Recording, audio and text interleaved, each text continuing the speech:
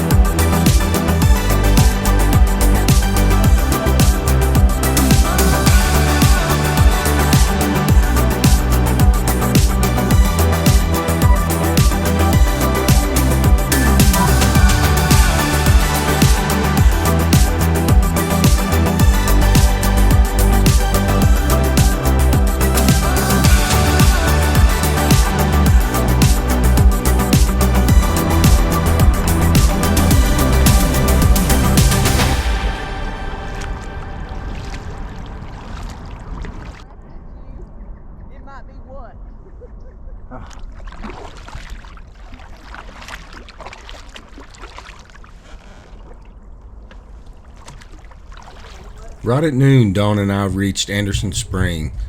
It looked like it was closed from the outside. There was a lot of damage from the recent hurricane, but it was a good place for us to stop and have a little lunch break, so that's what we did. It was just us here because we'd really gotten spread out today. Alan and Wes, of course, were up front as usual. Dawn and I were in the middle, and then Tammy, Jerry, and Charlie were behind us. At 2:30 that afternoon, we reached the Christian Advent Village at Dowling Park. They have a bistro there, but it was closed today. But they had a little grocery where we was able to get a sandwich and chips and drinks, and it was a nice little break from the dehydrated food we'd been eating for several days. We ran into Alan and Wes. They were leaving right as we arrived, and they would go on downstream, and about 2.5 miles later, we'd be at our campsite. So let's get back on the water.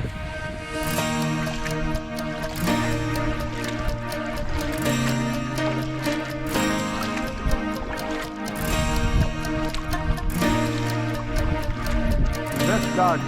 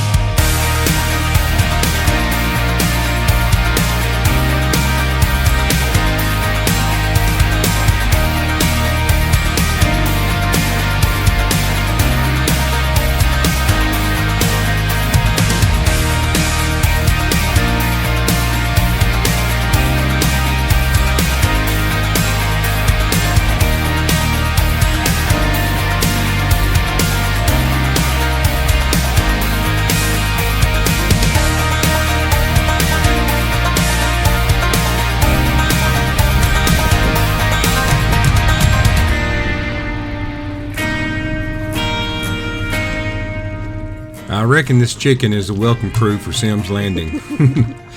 Well, it's a little after 4 p.m. and after spending 7 hours on the water, including a pretty good stop at Advent Village, which was about 30 minutes, we've covered 24 miles and we are at Sims Landing and we are at camp for the evening. This was a public boat launch, but there was a local couple putting in when we arrived. They said it was fairly quiet, felt like we'd be all right, and we were. There was only one car that came through late, and other than that, it was a great camp spot. We took advantage of this warm, sunny afternoon to dry out some gear you see spread out there, towels and clothes and everything, so it was a great opportunity to be able to do that. Here's a look at our campsite.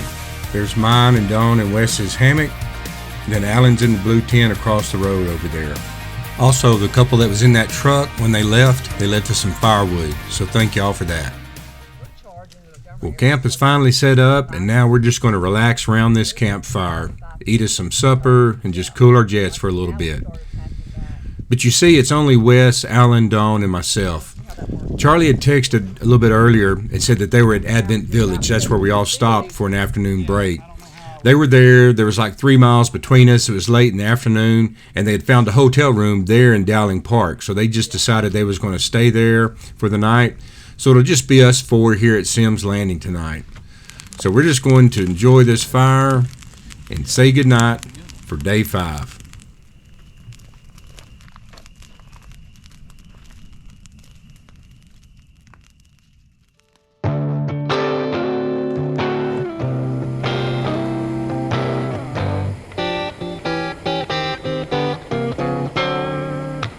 Well, there's nothing like waking up with a hen pecking around your campsite. and having those day 6 blues. No, there's no blues here, but it is day 6, Thursday, February 15th, and we are looking to do about 26.5 miles today to head down to Adams Tract, and we are excited about that. That's one of these nice campgrounds that's got the screened-in cabins. We've got 3 of them reserved, so we know that we're going to have electricity, a roof over our heads, hot showers. We are looking forward to it. So let's get on the water.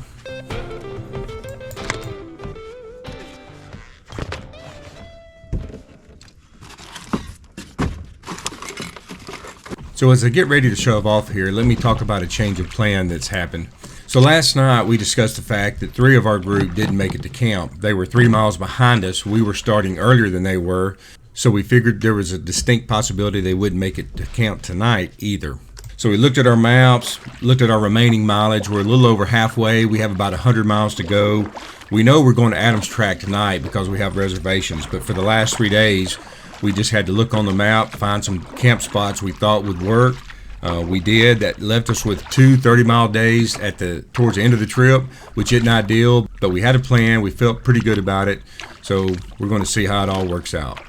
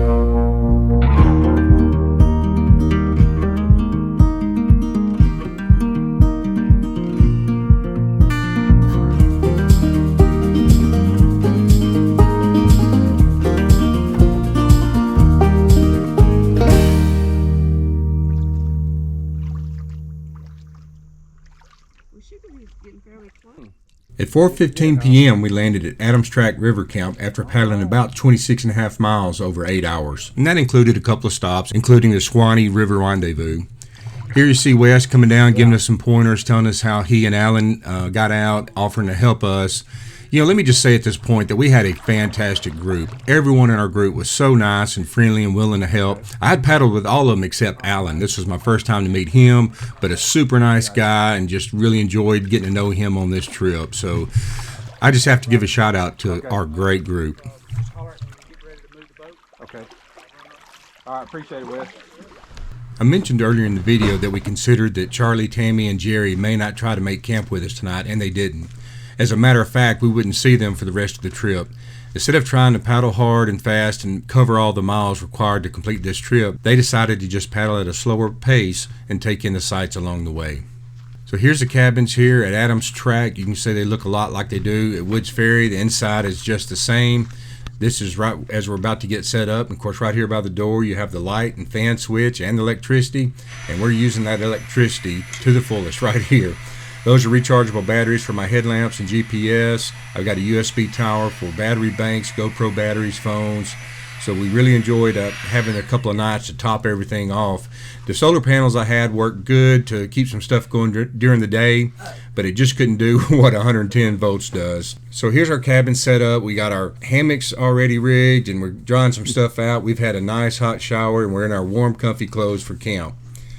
As I walk up towards the pavilion, you'll see that Alan and Wes already have a nice little fire going. Wes bought that firewood for us, and we'll have this little supper here shortly. So let's walk down to the ramp one more time. There's Dawn's boat that's pulled up. There's looking downstream the Suwannee River. I'm going to pan upstream. It's just so beautiful when it's nice and calm. Such a pretty time of day. As I pan down here, you'll see my canoe, and that brown bag had some of my food in it. I left it there, and the raccoon got into it. Kind of hacked me off, but oh well. One last shot of the Suwannee River. Then I'm going to walk back up to the camp, and here we're trying to figure out where we're going to stay the next couple of nights. The river camps are done, but there is a campground. There's some boat ramps, so we're trying to figure all that out, figure out our mileage for the remaining days. We're enjoying a little bit of this fire here, thanks to Wes. In the last shot, you'll see Danny, the camp host, super nice guy. Just, again, really enjoyed getting to meet these camp hosts and talk to them. Well, that wraps up day 6 and part 3. I hope you join us in the next video in this series.